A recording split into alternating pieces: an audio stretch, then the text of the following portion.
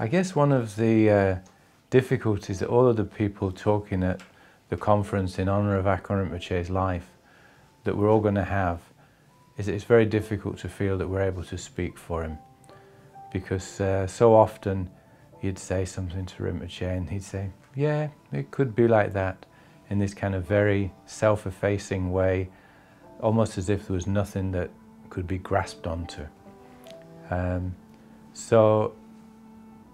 But in the same way, we have to do something, and we have to do something to try and commemorate his life and to honour it and to show respect to it and acknowledge the benefit that he brought to so many people in so many skillful ways that actually I don't think we really understand.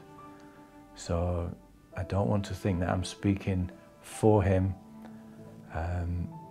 but all I can do really is talk about the exchanges that we had and the experience of working with him over quite a long period of time, about 40 years. And it's inevitable there's a kind of interpretation happening there, but I don't know what else we can do. We're human beings and we have to do our best. One of the great things about Akon Rinpoche was that he seemed to be doing nothing. It seemed like a catalyst, with almost like the still at the centre of a storm, and all of this activity going on around him, and all these incredible achievements. And if you asked him what he said, oh, I'm not really doing anything. And it really did seem to be like that. And of course, one of the most significant achievements of his life was the Samya project, which is the temple and dining facilities and bedrooms, lecture theatres, library facilities and shrine rooms that are encompassed within Samyaling. So the Samya project, which was started in about 1978 and eventually reached completion in 2012, and pretty much according to his vision that he'd set out. And it was so good for me personally to feel able to have contributed to bringing that to completion, for Rinpoche to see it before he died. So the Samya project is just one bit of his life, but that's the one that I'd like to talk about. It's a massive building, and there's incredible craftsmanship in there and incredible design. And even just that, to see that as a building, it would be a remarkable building and achievement if this had been done by a wealthy institution or by a government department or a university or something. But you have to remember that this was done by a refugee who landed in Britain with very little resources. And then it got worse, because when he came to Scotland and started Samyaling, the kind of people, myself included, that he had to work with were probably not what you would have chosen. I mean, in those days we were young hippies and quite a few sort of old ex-Gurdjieff people. But he never really seemed to worry about it. He just worked with whatever was there. And I remember so many times that we'd even say, oh, because then people even worse than us would turn up and they'd be very spaced out and not able to turn up and help with the building. And we'd say, oh, Rinpoche, what are we doing? Could we not get some better helpers to do this project? And he just used to shrug and say, well, if I don't look after them, who's going to look after them? And it was typical of his compassion. He had this incredible project that he'd taken on, and he still stuck to his core value of compassion and helping people and the purpose of doing it. That was never for a moment lost in kind of expedience.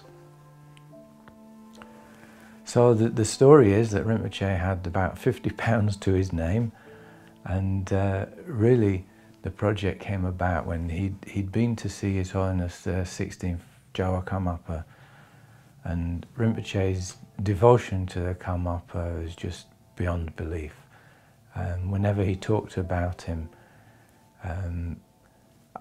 it was clear that he had a true devotion to the 16th Karmapa, complete devotion. So it was coming from this devotion to Karmapa that he seemed to have the courage to take on this incredible project with very few resources.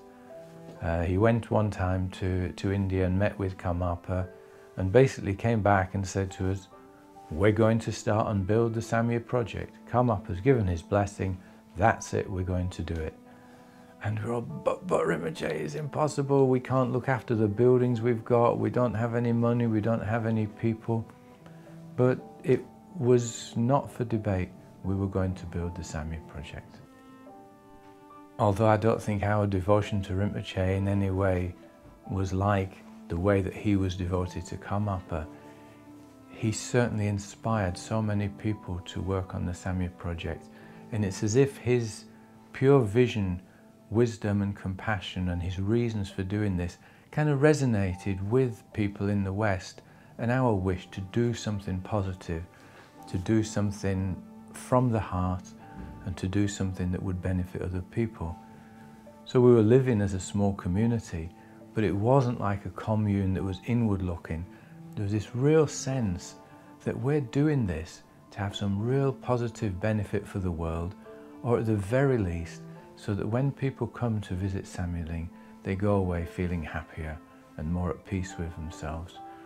So that Rinpoche's positive vision resonated with the positive in people that he found in the West.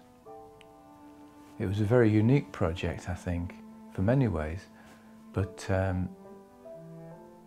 it was unique in that when the Tibetan people have left China and started building monasteries in India and in Nepal, and even some rebuilding work in Tibet, they tend now to hire in people from the country they find themselves in to raise funds, hire people in and build it. And we didn't do that. We actually built this ourselves, actually with Rinpoche working alongside us whenever he could find the time, especially in the early days when his life and his duties hadn't got so extensive. He used to love to just be out there on the building site working along with us. And this was almost a method of transmitting the joyfulness of working and of doing something. And the work kind of brought out on-the-spot teachings from him, just little things that drawing a connection between the commitment we made to work and the commitment to what we were doing in our spiritual practice. It was when Trengwa Rinpoche came to visit Samyeling during the time of the building work going on, and he gave so many great Dharma teachings, but he also gave inspirational talks to us about the building work and the project that we were working on with Akha Rinpoche. And he said then that this bringing the Dharma to a new country, to building something that would house the Dharma in the new country, was particularly beneficial, but also particularly challenging. And it was that challenge that Akha Rinpoche had taken on, and I say, working with probably quite unsuitable people and very difficult circumstances. But I never ever saw him worried or fazed about it, just carried on. It was always going to happen. It was just a matter of time.